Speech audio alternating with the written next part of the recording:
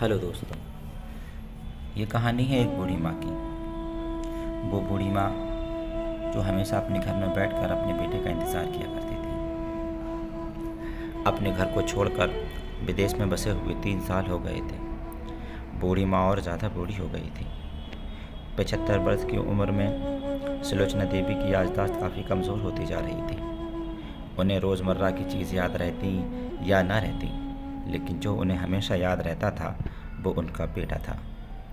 दिन हो या रात, पल भर भी ऐसा ना होता जब वो अपने बेटे को याद ना करती।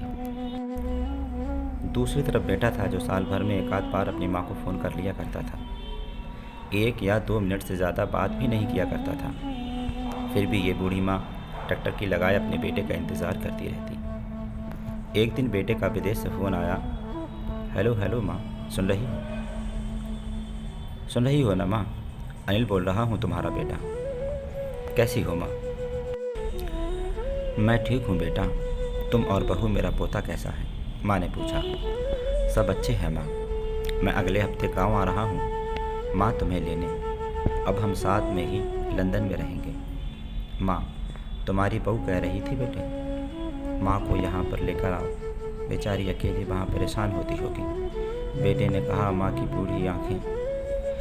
बूढ़ी सूखी आंखें आंसुओं से भीग गई। उसने कमज़ोर शरीर की नस नस में खुशी की लहर तोड़ गई। बेटे और बहू का अपने पति को प्रेम देखकर माँ का मन खुशी से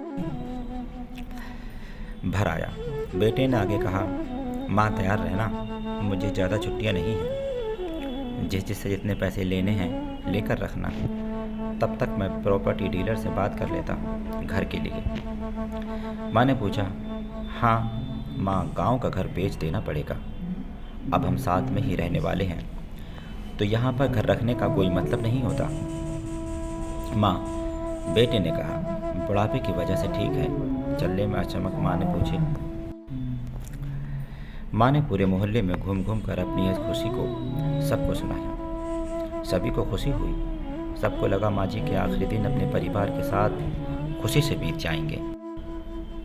देखा जैसे वह अपने बेटे को देख रही हो। देखे भी क्यों ना, उस घर को अपने बेटे को कम थोड़ी समझा था। अपने पति के साथ 40 साल यहीं तो बिताए थे, लेकिन अब मजबूर थी। बुढ़ापे में आखिरी साल बेटे और बहू के साथ बिताना चाहती थी। दिल पर पत्थर रखकर घर बेचने के लिए माँ तैयार हो गई। आनन फानन में बेटे ने घर को आधे दामों में बेच दिया। माँ ने ज़्यादा नहीं, लेकिन जिन चीज़ों को दिल लगा था उन चीज़ों को समेट कर और बेटे के साथ टैक्सी में बैठकर एयरपोर्ट के लिए चली गई। बैठो, मैं सामान और बोर्डिंग पास जांच कराता हूँ। वहाँ वक्त लगता है और खड़ा रहना पड़ता है। तुम्हें तकलीफ़ होगी, तुम यहीं आराम करो। मैं यूँ गया और यूँ आया। माँ बेंच पर बैठ गई और बेटा अंदर चला गया। काफ़ी समय हो गया, बेटा वापस नहीं लौटा। माँ सोचने लगी ज़्यादा भीड़ होगी, इसीलिए देर लग रही होगी। अंधेरा होने को आया। तब तो लोगों की चहलकदमी भी कम होने लगी। माँ को अब चिंता होने लगी। एक कर्मचारी ने आकर पूछा। किससे मिलना है माँ जी आपको? यहाँ पर बैठी हो, डरती हुई आवाज़ में सुलोचना देवी बोली। मेरा बेटा अंदर सामान की जांच कराने गया है। लंदन जा रहे हैं हम। क्या नाम है माँ जी आपके बेटे का? कर्मचारी ने पूछा। अनिल नाम है मेरे बेटे का, सुलोचना देवी ने बताया। कर्मचारी अंदर गया और थोड़ी देर के बाद बाहर लौटा। उसने सुलोचना देवी से कहा। माँ जी, लंदन जाने वाली फ़्लाइट तो दोपहर में ही जा चुकी है और आपका बेटा भी उस फ्लाइट में बैठकर लंदन जा चुका है।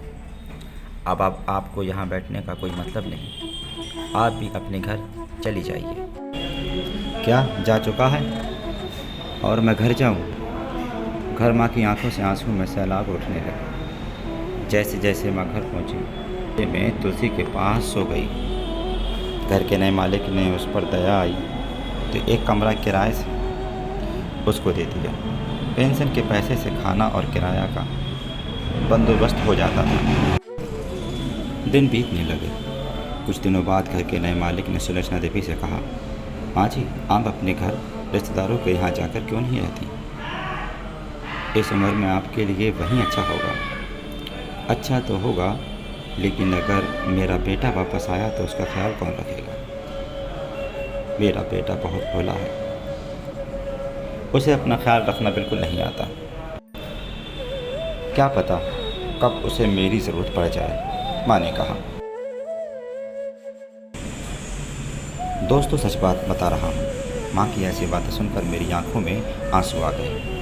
किसी ने सच ही कहा है, पूत कपूत हो सकता है, लेकिन माता कभी कुमाता नहीं होती। दोस्तों, आप सभी से हाथ जोड़ कर विनती करता हूँ, अपने माता पिता की जितनी हो सके सेवा करना, उनके साथ कभी बुरा बर्ताव मत करना। अगर आपको ये कहानी एक पूरी माँ की दर्द भरी कहानी लगी हो तो इसे शेयर करें और चैनल को सब्सक्राइब करना ना भूलें। हम ऐसी ही दिलचस्प कहानी आपके लिए लेकर आते रहेंगे। तब तक के लिए गुड बाय।